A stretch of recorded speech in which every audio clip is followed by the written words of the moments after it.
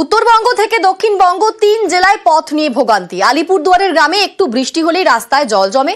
দক্ষিণ ২৪ পরগনার গ্রামে ১০ বছর ধরে রাস্তা বেহাল বলে অভিযোগ। আর উত্তর ২৪ পরগনার দত্তপুকুরে রাস্তার কাজ শুরু হওয়ার আগেই তৃণমূলের দুপক্ষের দ্বন্দ্ব, রাস্তায় হাতাহাতি।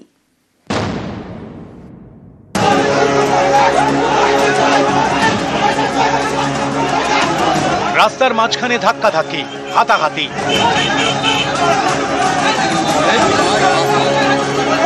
উত্তর ২৪ পরগনার দত্তপুকুরের কদম্বগাছি, এখানকার কাঠালিয়া গ্রামে উত্তেজনা। স্থানীয়দের অভিযোগ, এই গ্রামের রাস্তা বছর ৪ ধরে বেহাল, যা মেরামতির দাবিতে সরব স্থানীয়রা। বুধবার ইঞ্জিনিয়ারকে নিয়ে রাস্তা পরিদর্শনে যান জেলা পরিষদের অধ্যক্ষ আসাদুজ্জামান। এই খবর পেয়ে দলবল নিয়ে সেখানে পৌঁছে যান স্থানীয় তৃণমূল নেতা। দুই নেতার মধ্যে বচসা শুরু হয়, সেখান থেকে দুপক্ষের ধাক্কাধাক্কি, হাতাহাতি।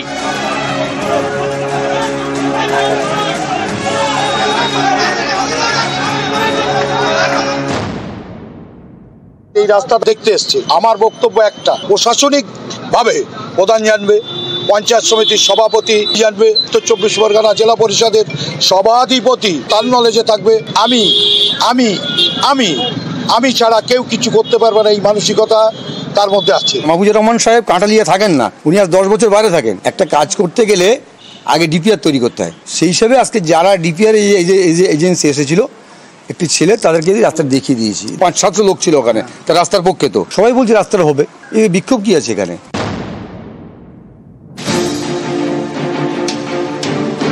দক্ষিণ ২৪ পরগনার কাকদ্বীপের স্বামী বিবেকানন্দ পঞ্চায়েত এলাকা, এখানে হরিপুর জেলেপাড়া গ্রাম।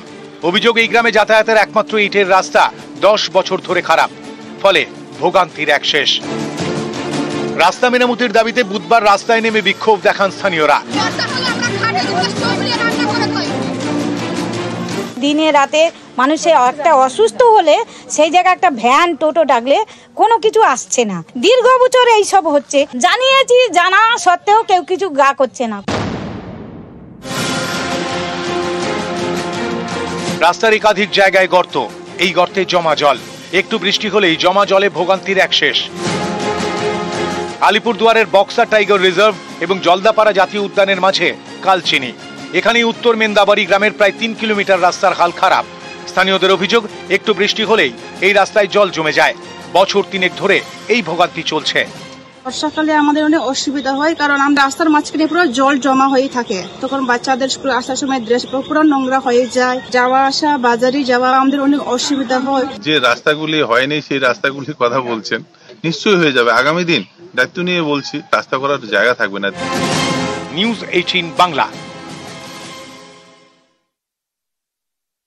জলে জেরবার জলপাইগুড়ির প্রাইমারি স্কুল। সরকারি এই স্কুলে একটি টিউবওয়েল। অভিযোগ, সেই জলে আয়রন, খাওয়া যায় না। আবার ক্লাসরুমের টিনের চাল জায়গায় জায়গায় ভাঙা, বৃষ্টি হলে ঘরে জল ঢোকে। অভিযোগ, এর জেরে দিনে দিনে কমছে পড়ুয়ার সংখ্যা।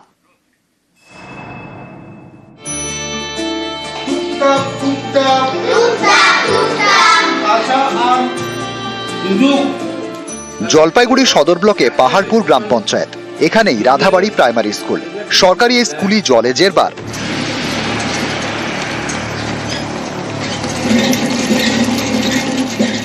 স্কুলের একটা টিউবওয়েল, অভিযোগ সেই জলে আয়রন, তাই খাওয়া যায় না।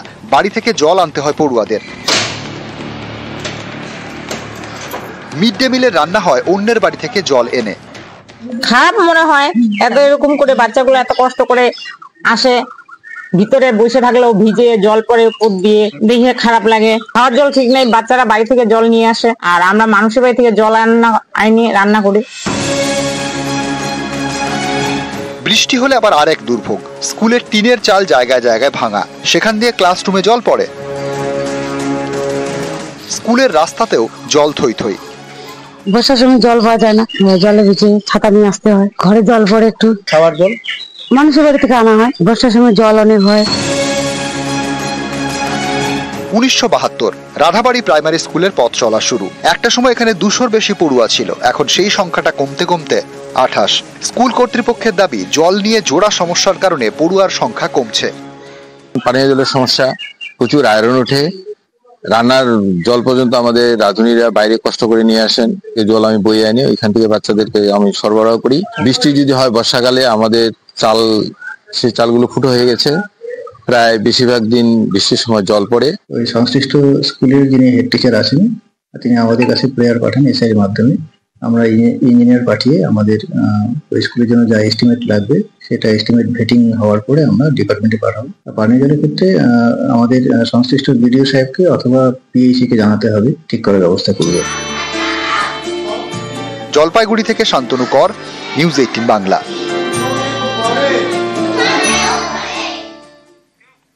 হাওড়া খড়গপুর লাইনে ট্রেন ধরতে গেলে এবার কালঘাম ছুটবে, কারণ আজ থেকে আগামী 19 দিন এই লাইনে বহু লোকাল এবং 27টি এক্সপ্রেস ট্রেন বাতিল করেছে দক্ষিণ পূর্ব রেল।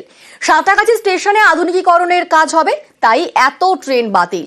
আর এর জেরে দীঘা পুরী যেতেও বেগ পেতে হবে।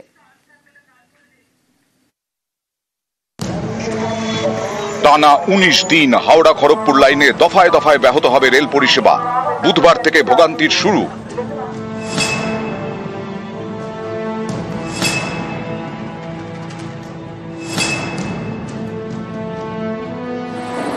দক্ষিণ পূর্ব রেলের খড়গপুর ডিভিশনের মধ্যে পড়ে সাঁতরাগাছি স্টেশন।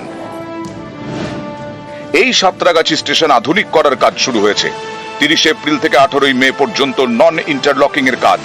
এর জেরেই টানা 19 দিন ধরে হাওড়া খড়গপুর লাইনে বহু ট্রেন বাতিল, ফলে টানা ভোগান্তি।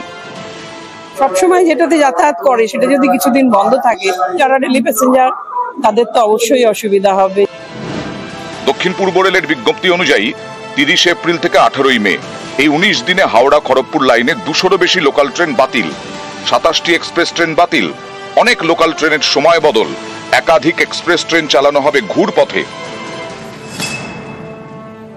जिनका अभी प्लान था बाहर जाने का, तो उनका शायद थोड़ा वेकेशन में प्रॉब्लम हो। हमारे अभी वेकेशन शुरू होने वाले हैं कॉलेज के, तो उनको घर जाने में थोड़ा दिक्कत होगा शायद। गोल बाजार के जितने भी आपको जो डेली हॉकर लोग जाते हैं या दुकानदार जितना जाते हैं, उन लोगों को ज्यादा दिक्कत बढ़ जाएगा। গরমের ছুটিতে অনেকেরই পুরী কিংবা দীঘা যাওয়ার প্ল্যান। দীঘায় জগন্নাথ মন্দিরের উদ্বোধনের পর পর্যটকদের ভিড় বাড়ার আশা দেখছেন সেখানকার ব্যবসায়ীরা। কিন্তু হাওড়া খড়গপুর লাইনে ট্রেন বাতিলের ধাক্কায় দীঘা পুরী পৌঁছতেও বেগ পেতে হবে, কারণ বহু ট্রেন বাতিল।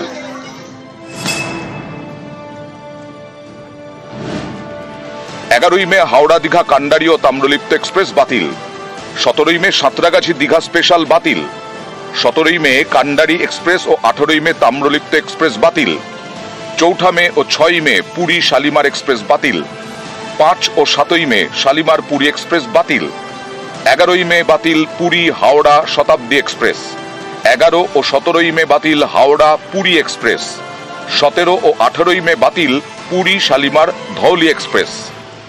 এনআই ওয়ার্ক করে লাভটা কি হচ্ছে? রেল এক একটা দোহাই দিচ্ছে এনআই ওয়ার্ক 24 হয়েছিল এনআই ওয়ার্ক, 1 মাস লোক ভুগেছিল, এবার আবার 25 হচ্ছে, 2 দিন পরে আবার শালিমারের জন্য হবে, তাতে লাভটা কি হবে? সুতরাং রেলকে বলবো টোটাল কাজ কমপ্লিট করুক একবারে। প্রতি বছরই একই জিনিস চলছে। ট্রেন ঠিক সময় আসে না, সব সময় লেট, ঠিক সময়ে ছাড়ে না। গত কয়েক মাসে বিভিন্ন রুটে এরকম নানা অভিযোগ। এই নন ইন্টারলকিং এর কাজের পরে এই ছবিটা কি বদলাবে?